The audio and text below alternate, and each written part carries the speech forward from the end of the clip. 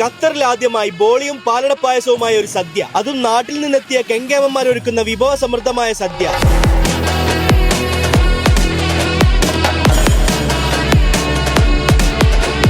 ഈ തവണത്തെ ജെയ്ത്തൂൻ റെസ്റ്റോറന്റ് ഓണസദ്യക്ക് മാറ്റൊരു പിടി കൂടും. വിരിച്ചിട്ട നാക്കിലയിൽ വിഭവങ്ങൾ ഓരോന്നോരോന്നായി വന്നു. എണ്ണി തുടങ്ങിയാൽ എണ്ണം തെറ്റുമെന്നുള്ളത് കൊണ്ട് അവിയലിന് വേണ്ടിയുള്ള കാത്തിരിപ്പ്. അധികം എന്തിന് ചോറിന് കൂട്ടുവാൻ അവിയലൊന്ന് ശരിക്കു ചമക്കുകിൽ എന്നൊരു ചൊല്ലുണ്ടല്ലോ. സദ്യയിൽ കൂട്ടുകറിയെ പോലെ എനിക്കിഷ്ടമുള്ള മറ്റൊരു ഐറ്റാണ് ഈ അവിയൽ. എന്തായാലും സദ്യ കെങ്കേമമായി എന്നുള്ളത് ഇലവടിച്ച് കഴിക്കുന്നത് കണ്ടപ്പോ നിങ്ങൾക്ക് മനസ്സിലായില്ലേ? ഇനിയാണ് ബോളിയുടെ രംഗപ്രവേശം.